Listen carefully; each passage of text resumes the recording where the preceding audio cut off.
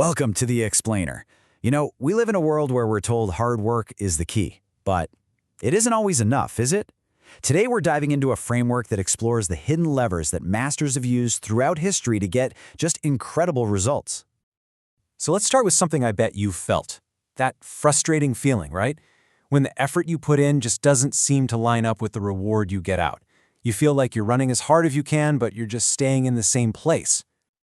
And hey, this isn't just a feeling, it's a real pattern. The source material for this explainer points to this fascinating study of graduates over 15 years. You've got the excellent students on one side, the ones who did everything right, followed the prestigious path of the day. But look what happens. They consistently end up on the wrong side of the next big thing. And then you have the so-called uncultured grads who, well, they kind of stumbled into these game-changing companies.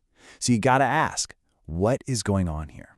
Well, this brings us right to the heart of the matter, what we can call the effort paradox. It's this core question. Why are effort and rewards so often out of sync? Why doesn't just working harder guarantee a better result? And look, the problem is almost never a lack of effort. People are working incredibly hard. The real issue, like this great saying from management studies puts it, is that we often use tactical diligence, being busy, clearing the inbox, just doing stuff, to kind of hide from strategic laziness. We get so caught up in the how that we forget to step back and ask the really big question, are we even working on the right thing to begin with? Okay, so if just grinding harder isn't the answer, then what is? What's the secret? Well, believe it or not, the answer might just be hiding in a story from the heart of the Renaissance.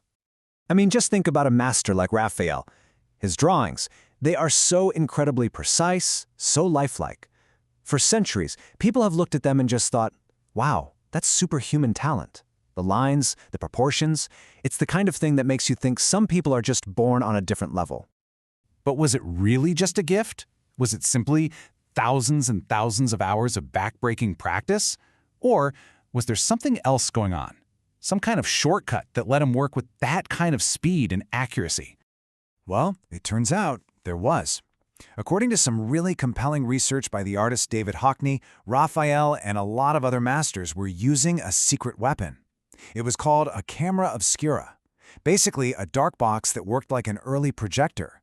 They could literally trace an image onto their canvas. So they weren't just using their raw talent, they were leveraging technology to totally amplify their skill. And that right there is the core idea of what the source material calls a leap.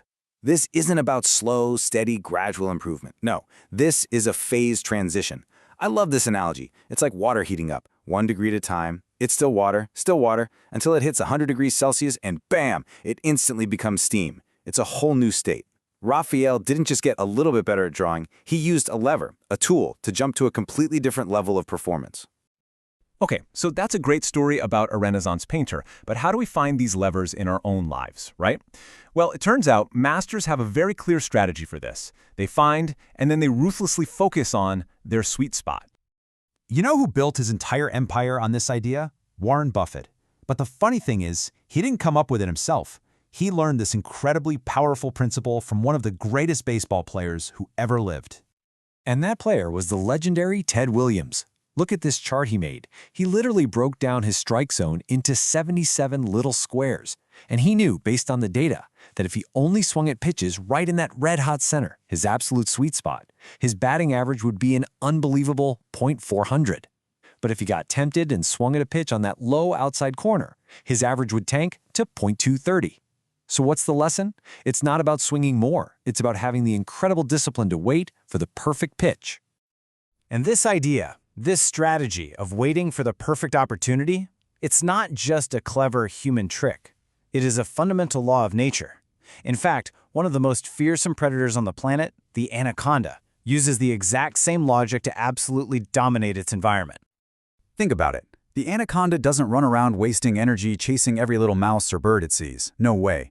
It follows a simple 3-step strategy. First, it finds a high-value zone, a place like a watering hole where the big prey has to come. Second, it ignores all the small stuff. The little snacks aren't worth the energy. And third, it waits. It waits with incredible patience for one massive opportunity, like a crocodile, and then it strikes with overwhelming force. That one meal can sustain it for weeks. It's the ultimate example of strategic patience. Okay, so from baseball to anacondas. How does this sweet spot strategy actually play out in, say, our careers? Well, let's take a look at the story of how the famous teachers at the legendary education company New Oriental were made. See, their success wasn't an accident. It was actually a series of 3 strategic leaps. First was the 80-20 leap. Instead of trying to become 100% perfect at one thing, which takes forever, they focused on getting 80% good across all the core teaching skills. It was way faster and more effective. Then came the system leap. They leveraged the company's platform. When they got good student scores, the system gave them more classes. More classes meant a better reputation, which meant better scores. It was this amazing positive feedback loop that built their personal brand for them. And finally, there was the network leap. The company put all the top teachers together, literally on the same bus every day. They started talking, sharing ideas, and that created this powerful collective intelligence that just pushed everybody to a higher level. So what's the deep underlying principle that makes this sweet spot strategy so incredibly powerful? This isn't just a collection of clever tricks, it's actually a fundamental law of how our world works.